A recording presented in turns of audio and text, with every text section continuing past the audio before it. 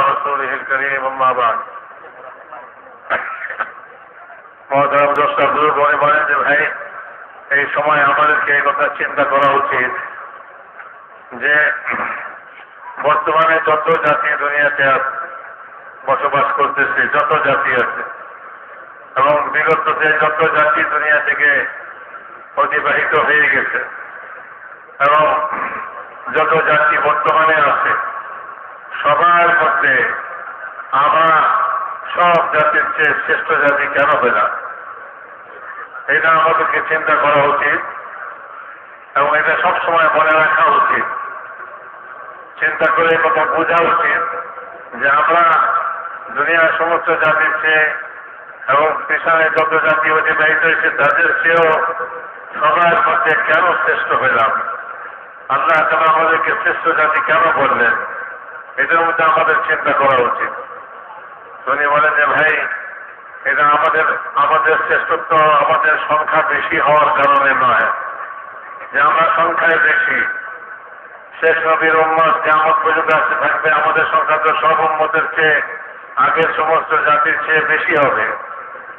সংখ্যায় বেশি হওয়ার কোনো কারণ নয় শ্রেষ্ঠত্বের, আর না আমাদের ইবাদত এটার কারণ কোনো কারণ, আর না আমাদের বয়স বেশি হওয়া, যে আমরা জীবন জিন্দগিতে সময় বেশি পাইছি, বয়স বেশি পাইছি, এটা কোনো কারণ। এটা তো কারণ হইতেই পারে না। এই জন্য যে আমাদের পূর্বে যে সমস্ত জাতি অতিবাহিত হয়েছে তাদের বয়স আমাদের চেয়ে অনেক অনেক বেশি ছিল। কারো 1000 বছর বয়স, কারো 900 বছর বয়স, এরকম জাতির পিছনে গুজরায় গেছে।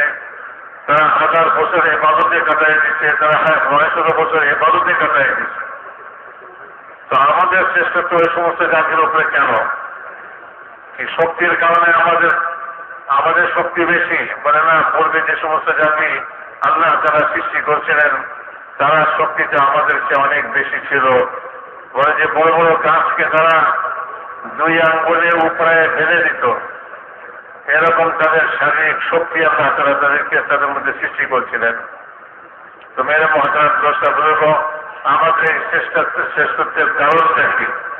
আমরা সব জাতির মধ্যে কেন শ্রেষ্ঠ হইলাম, এটাকে চিন্তা করা চাই এবং এটা সব সময় মনে রাখা চাই। একজন বাদশাহ, সে সব সময় কথা মনে করে এবং এটা সে স্মরণ রাখে যে আমি কেন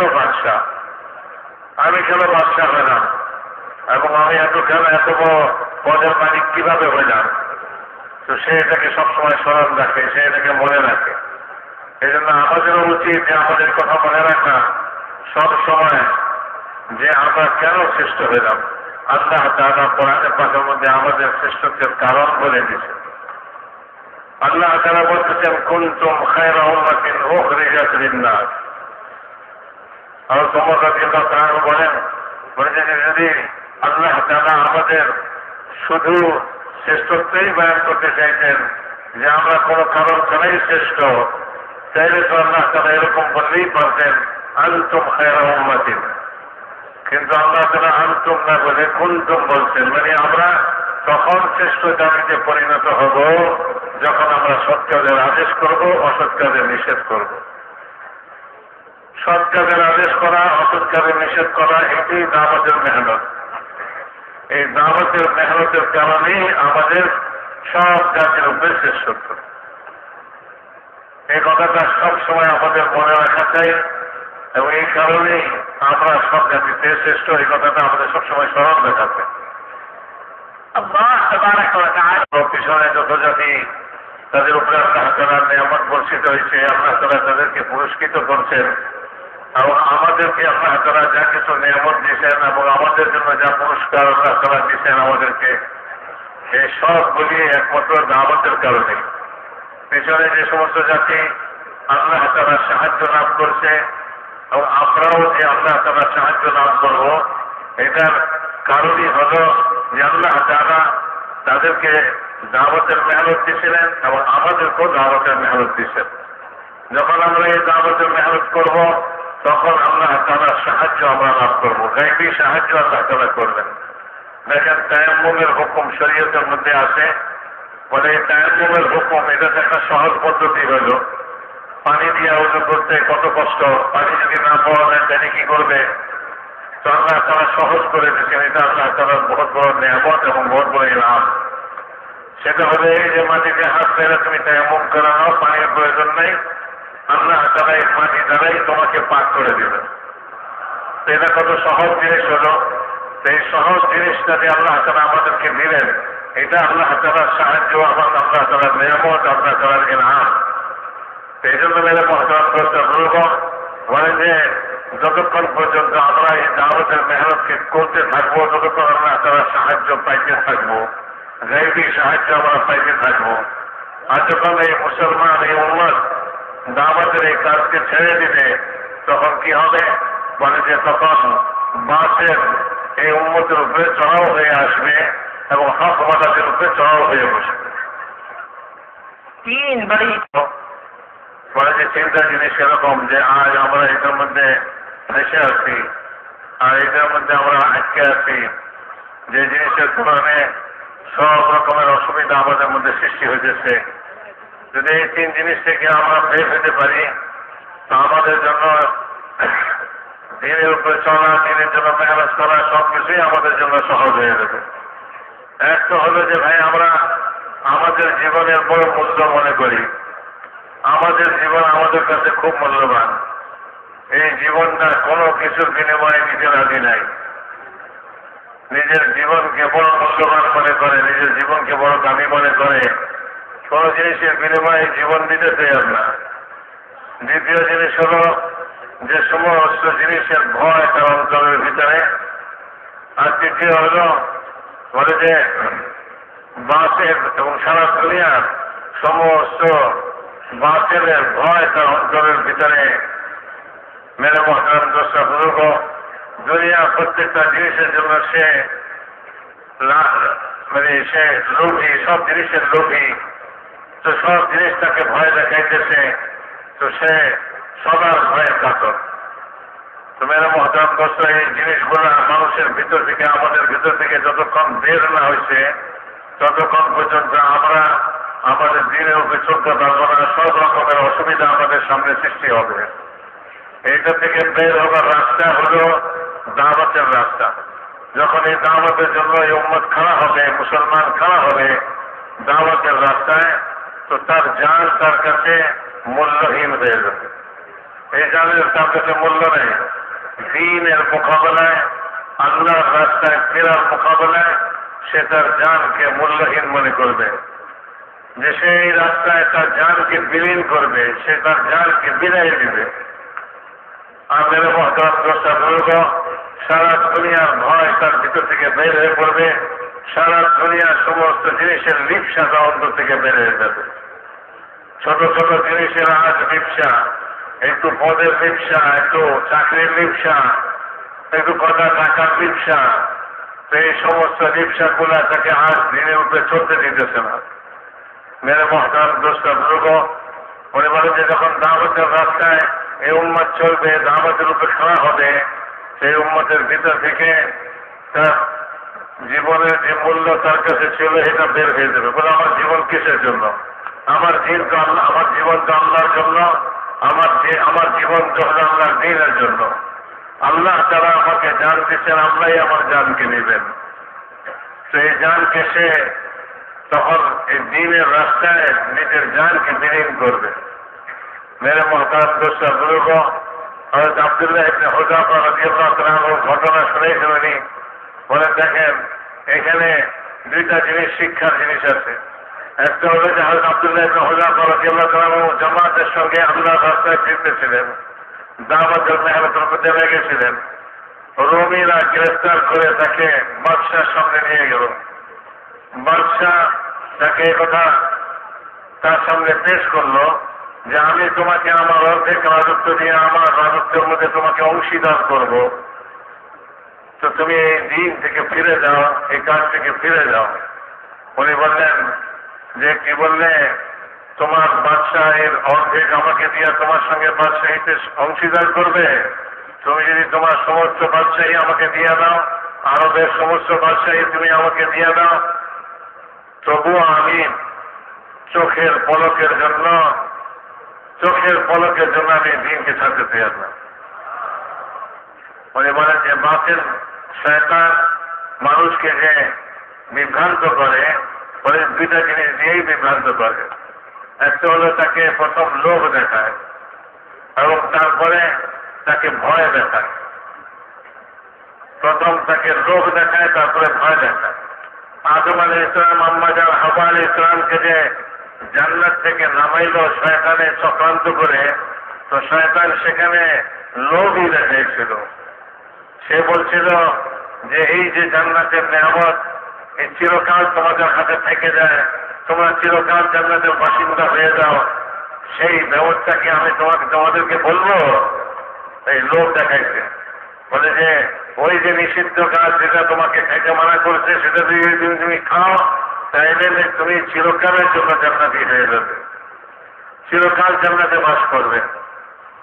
তো মেরে মহতারাম এই লোভ দেখায় ওই গাছ থেকে ফল খাওয়াইল, অথচ ওই গাছের ফল খাওয়ার মধ্যে এই জিনিস ছিল না, কিন্তু সে একটা মিথ্যা লোভ দেখাইল। আর তারা ওই লোভের মধ্যে পড়ে গেলেন। যখন লোভে পড়লেন তখনই দুনিয়াতে নেমে আসতে হবে। তো এখানেও তাই, সর্বযুগেও তাই, শয়তানের চেষ্টাই হলেই যে প্রথম সে লোভ দেখাবে, লোভ দেখায় আকৃষ্ট করবে, আমাকে আমার দিন থেকে সরাইতে চাইবে, আমাকে আমার জীবনের উদ্দেশ্য থেকে সরাইতে চাইবে। আর দ্বিতীয় হল সে আমাকে ভয় দেখাবে, যদি লোভে কাজ না হয় তো ভয় দেখাবে।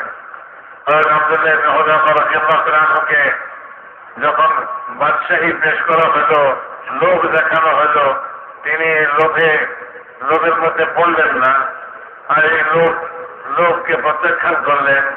আর বললেন যে না, আমি তো চোখের পলকের জন্য তোমার পুরো বাদশাহী আর আরবের সমস্ত বাদশাহী দিলেও আমি চোখের পলকের জন্য দিনকে ছাড়তে চাইলেন না। তো তখন তাকে দ্বিতীয় জিনিস ভয় দেখাইতে শুরু করলো। বলে তাহলে তো তোমাকে কদর করবো, তোমাকে হত্যা করবো। তো বলে যে ওই জানের মূল্য তার কাছে এটুকুই ছিল যে আল্লাহর রাস্তায় জান কোরবান হয়ে যাবে। আল্লাহর দিনের জন্য এই জান, এর কোনো মূল্য নাই দিনের মোকাবেলায়। তো তাদের জীবনের মূল্য তারা এটাই মনে করছিল যে আমার জীবনের মূল্য এটাই, যে এই জীবনটা আল্লাহর জন্য, আল্লাহর দিনের জন্য খতম হয়ে যাবে। তো ভয় দেখাইতেছে তোমাকে হত্যা করবো। বলে হত্যা করবে? আমি তো এটার জন্য প্রস্তুত আছি, আমি তো এই জন্য এই রাস্তায় চলতেছি যে এই রাস্তায় আমার গানটা বের হয়ে যায়। তো বলে যে এরপরে তার জন্য ড্রেগের মধ্যে পানি গরম করা হলো এবং ফুটন্ত পানির মধ্যে তাকে ফেলা হবে। নিয়ে যেতে লাগলো তাকে ওই পানির মধ্যে ফেলবার জন্য। তো উনি কাঁদতে লাগলেন। জিজ্ঞাসা করা হলো কেন কাঁদতেছ? বলে কাঁদতেছি এই জন্য যে আল্লাহ তাআলা যে নিয়ামত, যে দিন আমাকে দিয়েছিলেন, আমার একটাই জান আছে, তার জন্য আমি এই দিনের জন্য একটাই জান দিতে পারি, এই দুঃখে কাঁদতেছি, এই আফসোসে কাঁদতেছি যে এত বড় নিয়ামতের মোকাবেলায় শুধু একটাই জান দিতে পারি আমি। হ্যাঁ, যদি আমার শরীরে সমস্ত চুল পরিমাণ, লোম পরিমাণ জান আমার কাছে থাকতো, আর আমি প্রত্যেকটা জান আমি এই দিনের জন্য একের পর এক কোরবান করতে থাকতাম আর দিতে থাকতাম, এই আফসোস আমার দিনের ভিতরে, এই জন্য কাঁদতেছি। এই জন্য মেরে মহাতারাম বলবো, বলছে না তাদেরকে লোক তাদেরকে আকর্ষণ করলো, আকৃষ্ট করতে পারলো, আর না তাদেরকে ভয় তাদের পর থেকে তাদেরকে সরাইতে পারলো। এটা কখন হলো? বলে যখন দাওয়াতের মেহনতের জন্য। আজ মেরে মহাতারাম দোষটা বলবো, আমাদের জিন্দেগি বড় গাফলতের সঙ্গে আমরা চলতেছি। আমরা অনেক সময় এরকম কাটাই দিতেছি, আমরা জানি না যে আমরা কিসের জন্য দুনিয়াতে আসলাম, কোথায় আমার জান যাবে। সামান্য পদের বিনিময়ে, সামান্য দুনিয়ার বিনিময়ে বলে যে আমার জানকে আমি ওখানে খতম করে দিতেছি। এই জন্য মেরে মহাতারাম দোষটা বলবো, বলে যে আল্লাহর রাস্তায় যখন দাওয়াতের রাস্তায় ফিরবো, তখন এই কথা ভালো করে বুঝে আসবে যে এই জান কিসের জন্য, এবং এই দুনিয়ার সমস্ত লোক লালসা, সমস্ত দুনিয়ার ভয় ভীতি, এই সব কিছু দিনের ভিতর থেকে বের হয়ে যাবে। বলে যে দাওয়াতের রাস্তা, এই মেহনতের দ্বারা, যেটা প্রথম উদ্দেশ্য, যেটাকে হাসিল করার জন্যই আমরা এই দাওয়াতের মেহনত করতেছি আর এই দাওয়াতের রাস্তায় চলতেছি, সেটা হলো আল্লাহ ছাড়া দুনিয়াতে যা কিছু আছে আল্লাহ ব্যতীত সব জিনিসের আসর আমার দিল থেকে বের হয়ে যায় এবং তার প্রভাব আমার দিল থেকে বের হয়ে যায়। দুনিয়ার এই সব জিনিসের লোভ আমার দিল থেকে বের হয়ে যায়, দুনিয়ার এই সব জিনিসের ভয় আমার দিল থেকে বের হয়ে যায়। আল্লাহ ছাড়া সব জিনিসের আসর আমার দিল থেকে বের হয়ে যায়। আল্লাহরই আসর আমার দিলের মধ্যে থাকে, আল্লাহরই প্রভাব আমার দিলের মধ্যে থাকে। আল্লাহ ছাড়া সব জিনিসের প্রভাব আমাদের দিল থেকে বের হয়ে যায়। মেরে মহতারাম দোস্ত বুজুর্গ, মানুষ যত বড় পদেরই মালিক হোক না কেন এবং যত কিছুই সে দুনিয়াতে হাসিল করুক না কেন, যদি সে আল্লাহ ছাড়া অন্য জিনিসের দ্বারা প্রভাবিত হয়ে থাকে তো সে সব সময় ওই জিনিসেরই অধীন হয়ে থাকবে। যে পদের উপরে আছে সে পদের অধীন হয়ে থাকবে, যে টাকা নিয়ে আছে সে টাকার অধীন হয়ে থাকবে। যে যে জিনিসকে দিলের মধ্যে টাকা দিবে সে ওই জিনিসের অধীন হয়ে থাকবে। এই জন্য দাওয়াতের রাস্তায় প্রথম উদ্দেশ্য এটাই যে দিলের ভিতর থেকে সমস্ত দুনিয়া আল্লাহ ব্যতীত সব জিনিসের আসর আমার দিল থেকে বের হয়ে যায়, আমি কোন জিনিসের প্রভাব আমার দিলের মধ্যে পড়তে না দিই। আর ওমর রাদিয়াল্লাহু তাআলা রাস্তা দিয়ে যাইতেছিলেন, এক জায়গায় দেখলেন যে অনেকগুলো ভিড় জমায় আছে, রাস্তা বন্ধ করে আসছে। তিনি কাছে যেয়ে জিজ্ঞাসা করলেন, কি ব্যাপার তোমরা রাস্তার মধ্যে ভিড় জমায় আসো, কারণ দেখি? তো লোকেরা বললো যে দেখতেছেন না, ওই যে সামনে একটা সিংহ, সে রাস্তার উপরে দাঁড়িয়ে আছে, বসে আছে, তো ওইটার ভয়ে কেউ রাস্তা অতিক্রম করতে পারতেছে না। আর ওমর রাদিয়াল্লাহু তাআলা তিনি আগে গেলেন, আগে এলে ওই সিংহকে এক থাপ্পড় মারলেন এবং তাকে ওখান থেকে ভাগাই দিলেন। তারপরে তিনি উপস্থিত সকলকে বললেন এই কথা, দেখো যে যেই জিনিসের প্রভাবকে দিলের মধ্যে রাখে, যে যে জিনিস থেকে প্রভাবিত হয়, আল্লাহ ওই জিনিসকে তার উপরে আল্লাহ তার উপরে নিযুক্ত করে দেন, তার উপরে জয়ী করে দেন এবং ওই জিনিস তাকে সব সময় তার উপরে চেপে থাকে। আল্লাহ ওই জিনিসকে তার উপরে চাপায় দেন। যে সিংহকে ভয় করতেছে আল্লাহ ব্যতীত, ওই সিংহের ভয় তার দিলের ভিতরে, সিংহ তার উপরে চেপে আছে। মেরে মহতারাম দোস্ত বুজুর্গ, আল্লাহ ব্যতীত যে কোনো জিনিসের আসর মানুষ দিলের মধ্যে নিবে, ওই জিনিস তার উপরে চাপায় দেওয়া হবে। আল্লাহ তাবারাক ওয়া তাআলা বলেছে, দাওয়াতের এই মেহনত সম্পর্কে হযরত মাওলানা ইলিয়াস রহমাতুল্লাহ আলাইহি কথা বলতেন, বলে যে দাওয়াতের এই মেহনতের মাধ্যমে আমি তো প্রথম যুগের হীরা সমতুল্য জিনিস আমি পাইছি। হীরা যে দামি জিনিস, প্রথম যুগের হীরা পাইছি আমি এই দাওয়াতের মাধ্যমে। মেরে মহতারাম দোস্ত বুজুর্গ, এটা যে প্রথম যুগের হীরা, এটা বুঝতে হলে আমাদেরকে 1400 বছর পিছনে যেতে হবে। আমরা এই যুগে থেকে এখানে বৈশা আর এই যুগকে চিন্তা করা কখনোই এটাকে হীরা হিসাবে মূল্যায়ন করতে পারবো না। আমাদেরকে 1400 বছর পিছনে যেতে হবে। তো এখানে ওই যুগ যখন চিন্তা করব, তো ওই সময় ওই স্বর্ণ যুগ যখন চিন্তা করব, তখনই বুঝে আসবে যে দাওয়াতের মেহনত হীরা সমতুল্য এরকম এক মূল্যবান জিনিস। এবং মালিক রহমতুল্লাহ আলাইহি কথা বলতেন, যে পরবর্তী লোক অর্থাৎ এই উম্মতের পরবর্তী লোকেরা তারা নাজাত পাবে না যতক্ষণ পর্যন্ত তারা প্রথম যুগের লোকদের তরিকায় মেহনত না করবে, তাদের তরিকা ছাড়া পরবর্তী লোকদের নাজাতই হবে না। এই জন্য মেরে মহতারাম দোস্ত বুজুর্গ বলে যে গায়রুল্লাহ, আল্লাহ ছাড়া যত জিনিস আছে এই সব জিনিসের আসল দিল থেকে বাইর করতে হবে। বরং আমার দৃষ্টিতে আমি যা কিছু দেখি, আমার এই দৃষ্টির মোকাবেলায় আল্লাহ আল্লাহ রসুলের দেওয়া খবরের উপরে আমাকে ইয়াকিন করতে হবে, যেটাকে আমি দেখতে পাই না। রসুলের পাক সাল্লাল্লাহু আলাইহি ওয়াসাল্লাম, সাহাবা রাদিয়াল্লাহু তাআলা আজমাইন তাদেরকে এই শিক্ষাই দিতেন, বলে যা কিছু তুমি দৃষ্টিতে দেখতে পাইতেছ, বলে তোমার এই দৃষ্টিতে যা কিছু আসতেছে এইখানে কিছু থেকে কিছুই হয় না, যা কিছু হয় সব এক আল্লাহ থেকে হয়। যে আল্লাহকে তুমি দেখতে পাও না।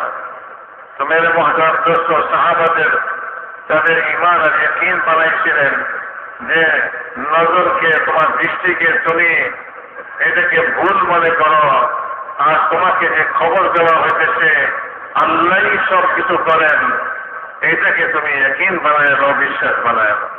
ये अल्लाह के रसूल ने पूरी হুজুর আকরাম সাল্লাল্লাহু আলাইহি ওয়াসাল্লাম সাহাবা রাদিয়াল্লাহু তাআলা আজমাইনদের তাদের ইয়াকিন, তাদের বিশ্বাস এরকমই তৈরি করছিলেন যে গায়রুল্লাহ থেকে কিছুই হয় না, আল্লাহ ছাড়া যা কিছু তোমার দৃষ্টিতে আসে থেকে কিছুই হয় না, সব কিছু একমাত্র আল্লাহ থেকে হয়। এই ইয়াকিন তাদের এরকম বানাইছিলেন যে তারা দ্বীনি দুনিয়াবি, শুধু দ্বীনি জিনিস বিষয় নয়, দুনিয়ারও কোনো বিষয়, দুনিয়ারও কোনো পেরেশানি যদি তাদের আসতো তো তারা প্রথম আল্লাহর দিকে যাইতেন, আমাদের দিকে যাইতেন, এবং তারপরে তারা আসবাবের দিকে যাইতেন। তাদের প্রথম জিনিসই ছিল যে তারা আল্লাহর দিকে যাবেন। মেরে মহতারাম দোস্তা বুজুর্গ, কারো পেটে কোথায় হচ্ছে তো সে দৌড়ায় মসজিদের দিকে যাইতেছে প্রথম, তারপরে সে ডাক্তারের কাছে যাবে। কারো ঋণে সে জর্জরিত হয়ে গেছে, এখন সে পেরেশান, সেই জন্য সে ব্যবসার চিন্তা করতেছে না যে আমি কোনো ব্যবসা করে মুনাফা অর্জন করি আর ঋণ পরিশোধ করি, বলে সে সর্বপ্রথম মসজিদের দিকে আসতেছে, আল্লাহ রসুলের দিকে আসতেছে। তো মেরে মহতারাম দোস্ত, সাহাবাদের জিন্দগি এটাই ছিল যে তারা যে কোনো পেরেশানি, দুনিয়ার যে কোনো পেরেশানি হোক, সর্বপ্রথম তারা আল্লাহর ঘরে আল্লাহর দিকে আসতেছেন, মসজিদের দিকে আসতেছেন, মসজিদে এসে কাজ করতেছেন, মসজিদে বসতেছেন। মেরে মহতারাম দোস্ত বুজুর্গ, এরপরে দ্বিতীয় পর্যায়ে তারা দুনিয়ার আসবাবের দিকে যাইতেছেন। ওসমান ইবনে আফফান রাদিয়াল্লাহু আনহু এই কথা বলতেন, বলে যে উম্মত যখন আল্লাহর দিকে যাওয়া ছেড়ে দিচ্ছে, আল্লাহর দিকে আল্লাহর কাছে যাওয়া ছেড়ে দিচ্ছে, তাদের প্রয়োজনে, তাদের পেরেশানিতে তারা মসজিদে যাওয়া ছেড়ে দিচ্ছে, মসজিদে বসাকে ছেড়ে দিচ্ছে, তো আল্লাহ তাআলা তাদেরকে, এই মুসলমানদেরকে অপদস্থ করে আল্লাহ তাআলা বিজাতিদের ঘরের সামনে নিয়ে বসাইছে, অপমানিত করে। हुजूर বলে যে হুজুর আকরাম সাল্লাল্লাহু আলাইহি ওয়াসাল্লাম মসজিদকে এরকম নুরানি আমালের দ্বারা নুরান্বিত করেছিলেন যে এখানে অন্ধকার থেকে অন্ধকার দিলওয়ালা যখনই মসজিদে প্রবেশ করতো তার দিলের অন্ধকার দূর হয়ে যেত। কারণ মসজিদ এরকম নুরানি আমালের দ্বারা নুরান্বিত যে এখানে অন্ধকার দিল, এরকম অন্ধকার দিল যখন এই মসজিদে প্রবেশ করে তো দিলের অন্ধকার দূর হয়ে যায়। উমাইর ইবনে ওয়াহব বলে যে তিনি মক্কা থেকে হুজুর আকরাম সাল্লাল্লাহু আলাইহি ওয়াসাল্লামকে কতল করার জন্য, শহীদ করার জন্য তরবারিতে বিষ মাখায়া তিনি আসছেন। যখন মসজিদে প্রবেশ করছেন রাসূলুল্লাহ সাল্লাল্লাহু আলাইহি ওয়াসাল্লামের সঙ্গে দুই চারটা কথা বিনিময় হয়েছে, তো একদম মুহূর্তের মধ্যে তার দিল পাল্টে গেছে। সে আসছিল কতল করতে, মারতে, হত্যা করতে, এখানে সে কলমা করে মুসলমান হয়ে গেছে। তো মসজিদের আমার এরকম নুরানি আমার ছাড়া মসজিদ পরিপূর্ণ ছিল, নুরান্বিত ছিল, যে এই মসজিদের মধ্যে যে ঢুকে ওই আমলের প্রভাবে তার দিলও নুরানি হয়ে যায়, আর তার দিলের অন্ধকারও দূর হয়ে যায়। বলে যে কবিলায় সফিফের প্রতিনিধি দল যখন তারা মদিনাতে আসলো তো তারা মসজিদে প্রবেশ করলো। রাসূলুল্লাহ সাল্লাল্লাহু আলাইহি ওয়াসাল্লাম তাদের তাবু মসজিদের মধ্যে নামাইতে বললেন। কেন? এই জন্য যে যাতে কিনা তাদের অন্তরের যে কঠিন অবস্থা, এই কঠিন অবস্থাটা নরম হয়ে যায়, তাদের অন্তর নরম হয়ে যায়, তাদের দিলগুলা নরম হয়ে যায়। কেন?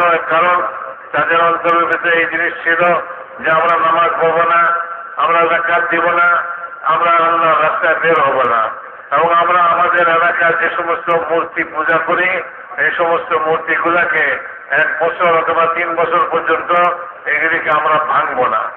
তো চিন্তা করে দেখেন, এই সব কথা তাদের দিলের কঠিন হওয়া এটাই বুঝে দিচ্ছে কি পরিমাণ তাদের দিল কঠিন হইতে পারে।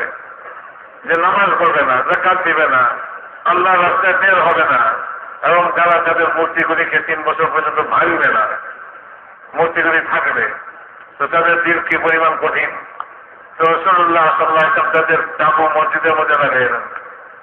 কেন লাগাইলেন? বলেন যে এই জন্য যে এই মসজিদের মধ্যে যখন তারা থাকবে, অবস্থান করবে, তো মসজিদের নুরানি আমালের দ্বারা তাদের দিলের এই কঠিনতা দূর হয়ে তাদের দিল নরম হয়ে যাবে।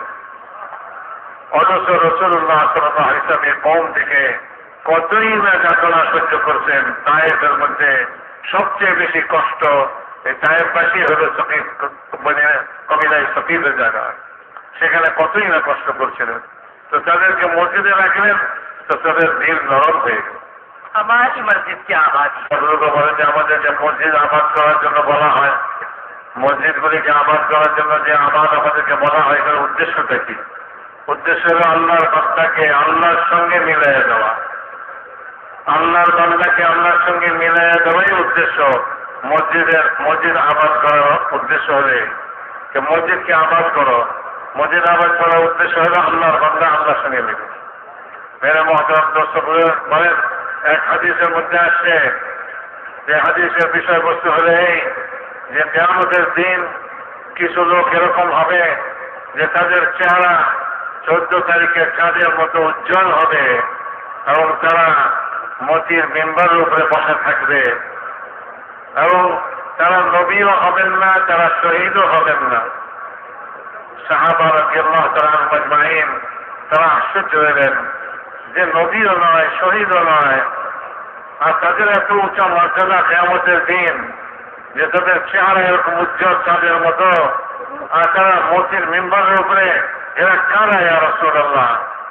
তো রাসূল পাক সাল্লাল্লাহু আলাইহি ওয়াসাল্লাম ইরশাদ করলেন, এরা হলো তারা যারা দুনিয়াতে মানুষকে আল্লাহর কাছে প্রিয় বানাইছে, মানুষকে আল্লাহর কাছে প্রিয় বানাইছে, আর মানুষের অন্তরে আল্লাহর মহব্বতকে সৃষ্টি করছে।